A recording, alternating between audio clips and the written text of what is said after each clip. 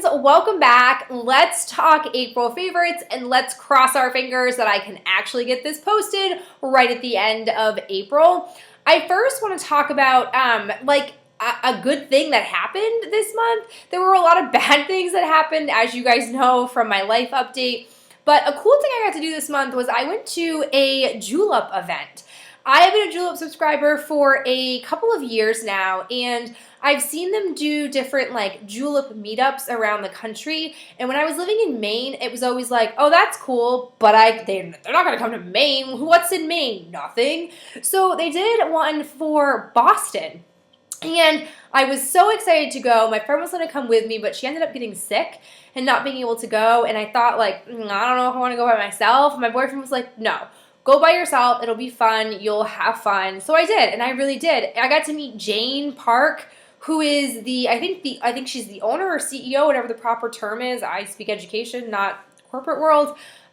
She was there, and I got to talk to her, and she was so sweet and so genuine and just a really good person, and that I don't feel like you see every day. So it was fun talking to her, and talking to other people that are like me, that like nail polish, that like makeup, and seeing them in person and being able to talk to them and knowing that they really do exist beyond the computer screen. It was just really cool, and I would love to do more things like that. It was completely free. I got to see the whole June collection, which is gorgeous, and I also got to get some nail polish bottles to take with me. So it was really cool. I totally recommend it, and I'd love to hear if you guys have ever done anything like that, because I'm just curious to see, what else people's experiences have been like. I almost did the benefit event almost a month and a half ago through Birchbox, but it was like $50 to go, and I wasn't sure I wanted to do it, and by the time I decided I wanted to, the tickets were all gone.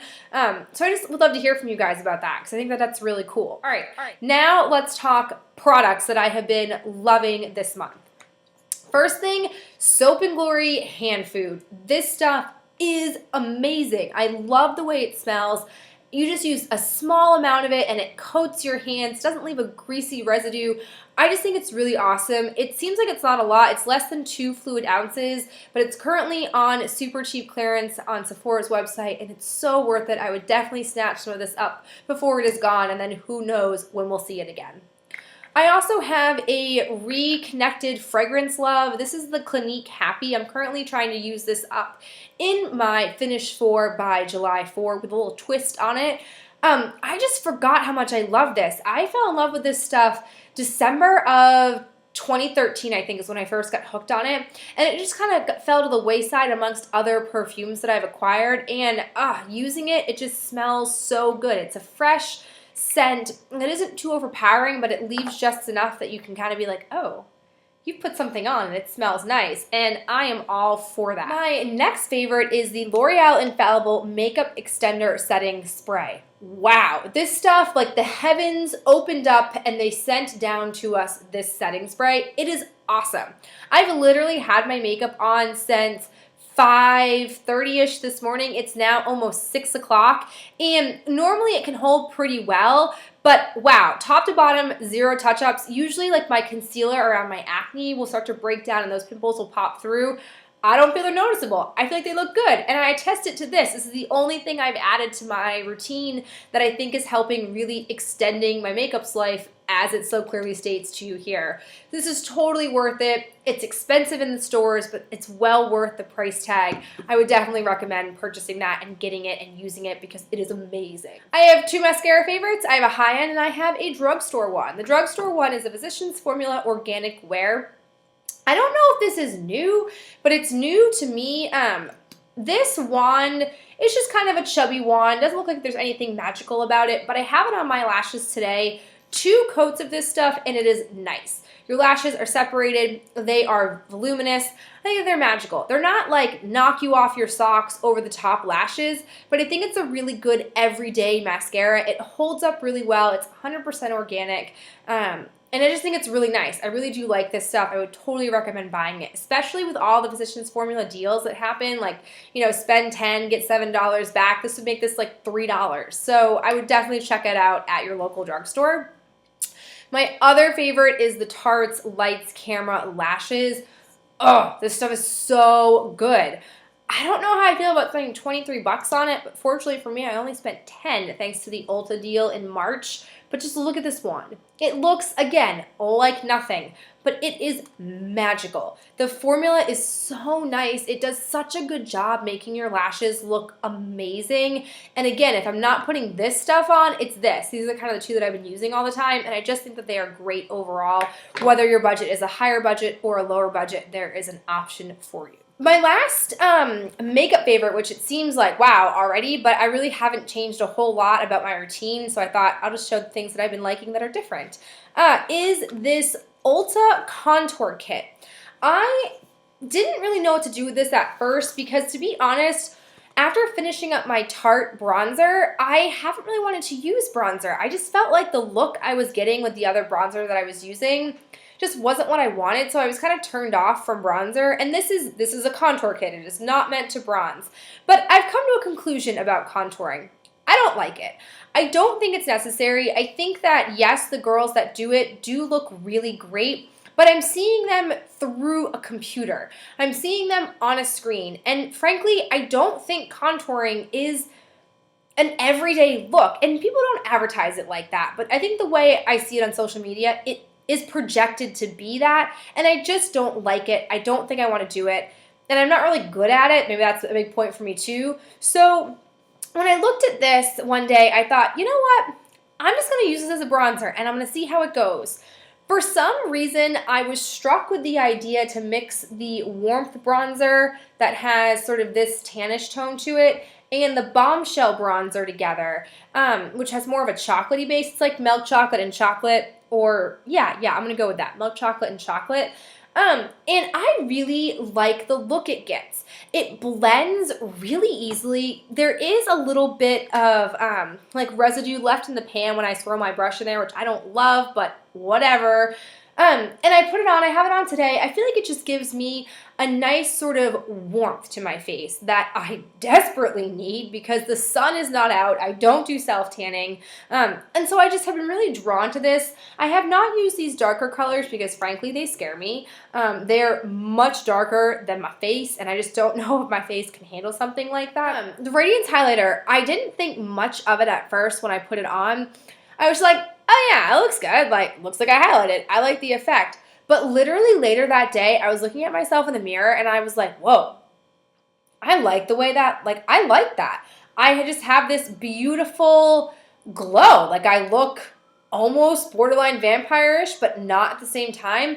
I just thought it was really beautiful. And I don't have it on today, but this is definitely, I mean, I think going to be a close favorite real soon, a go-to highlighter for me. I'm trying to use up a sample right now, which is why I'm not using it as much, but it is just gorgeous. This highlighter as well, I think is really nice. It's more of a, you know, like a matte, like almost like a, well, that's really bright when it comes up like that. Almost like a powdery, like not powdery, banana-y color. My words are failing me. I just think that these are both really pretty. I think for $18, it is such a great contour palette. If you're into contouring, I'm sure it would work well for that because the way I've been using it, it's been successful and it's similar to contouring.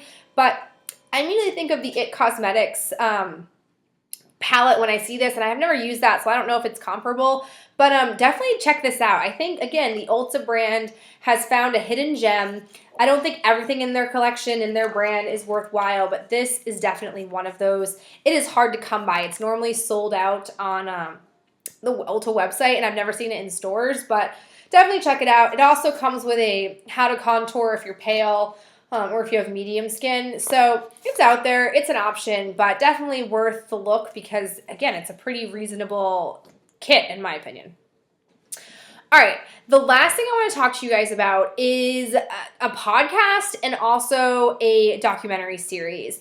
I don't have HBO, but I heard about a series, which I'm sure you may have heard of by now, called The Jinx. And I really, really wanted to watch it. And I tried logging on through my sister's account to HBO. That didn't work. So I finally downloaded HBO on a trial on my phone and watched, no joke, the entire documentary series, which is like 6 episodes, about 45 minutes each, in a day and a half. Post-hospital when I was resting and not sleeping a lot. And it's essentially, if you don't know what it's about a man who has been surrounded, put on trial, been involved in some way, kind of some fishy, incriminating behaviors involving 3 different murders. One of which isn't necessarily a murder, it's his wife's disappearance, but it happened almost 25 years ago, so they kind of assume she's dead. The second was a woman that was his best friend, got shot in the head. That's a murder. And then the third one, he was put on trial for, but he was found not guilty because of a lack of, essentially it was like self-defense. That was his explanation for it. So he got away with essentially murdering that person. And it's just all about him speaking from his perspective about his life, about all the things going on around him, because let's not forget, he is also part of the wealthiest real estate family in the country. And it's just really interesting. And I became infatuated with this and borderline perhaps obsessed with it, because for me, spoiler alert, he confesses without realizing it in a bathroom when he's still wearing his mic to having killed all 3 people. Now, one of those is not a surprise because he went to trial for that murder. But the other 2, you feel like the whole time, yeah, guy did it. How has he gotten away with it? And then he makes the mistake of talking out loud to himself and saying he did it. He killed all 3 people. So just the thought of how the justice system can get it wrong, or the fact that there are so many loopholes to the system where someone can find a way to get out of something, just really intrigues me. I'm not naive. I know that those things happen, but it just is really interesting to see it intimately play out with all the details, with all the facts given to you. So I've been obsessed with that. I can't stop talking about it. I've watched it a second time. It's really weird. I just don't know why I'm so into it, because it also freaks me out. Seeing and looking at this man and thinking, you killed 3 people and you just walk around the world free, and it's kind of eerie in a sense. Anyways, so this has also led me to start listening to a podcast. And I've never been somebody who can listen to audio things. I have tried listening to audiobooks in the car because I used to have a 45-minute commute 2 times a day. Never could do it. I always would zone out, would lose track of what was going on. I'm just not an auditory person. I learn best through hands-on activities. I can listen and take notes and I'm very much engaged, but if I'm just sitting to listening in a lecture hall, it's not going to happen. It's very hard for me.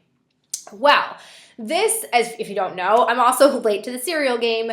Serial is essentially about a reporter who was contacted with a person who's been in jail for, again, almost 15, 20 years because he was charged and found guilty of murdering his ex-girlfriend. And he claims to be innocent. And he asked this reporter to just look into it, to just look at all the facts and to see for herself, someone who's an outsider, somebody who doesn't have a background in this, someone who doesn't have a degree in this, to just explore all the information and just decide whether or not he's guilty. And it's just, again, it's one of those situations where the way it's being, segmented out and the information's being given, on the one hand, I see it. He is a murderer. I see him being the guy that killed his, girlfriend or ex-girlfriend, whatever she was. And I can see it. I can understand it. And on the flip side of that, I don't see it. I think he's innocent. So it's just been so enjoyable because literally I listen to it on the way to school. I listen to it coming home from school, whenever I'm in the car, basically. And it's such a different experience because I'm so... my wheels are turning. I have a little hamster in here running on a little wheel. And I'm just thinking about it. I'm trying to look at all the angles. It's very intellectual in that sense. And it's very stimulating. Versus just bobbing out to Taylor Swift and jamming and having fun. I mean, I could talk about this for days, for hours. I am so engrossed in this. I'm about 8 episodes in and there are 12 in total. I just stinking love it. I just think it's so interesting. And I'm also kind of weirded out that I like it so much because what does that say about me as a person? But I personally think, I always think about things in relation to the classroom. I think it would be so interesting for students to listen to the podcasts and then have to decide what they think. Did he kill her? Did he not kill her? And have to use the different pieces of the podcast to create their argument. I think it can be so cool and so enriching.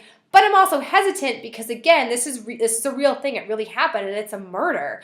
And it's sometimes it's a little hard to hear. It's a little graphic hearing, a person so matter of fact describing, seeing a dead body. It just, I don't come from that world, so that to me is really like, whoa, like that stands out. You don't hear that every day. It's not like it's on TV where I have that separation where I know it's not real. This happened. This took place. I was 9 at the time when it happened.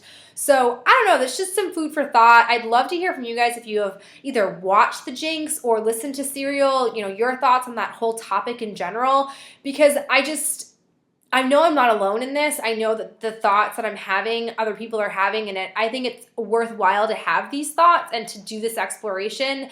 But I don't know, I've been really enjoying it. I've actually stopped doing all my other free reading just because I'm so into this podcast right now. All right, that was a long tangent. I'll go ahead and wrap this up. I'd love to hear from you guys, hear what you've been loving, especially want to hear about your thoughts on The Jinx or Serial, and I'll talk to you in my next video. Bye.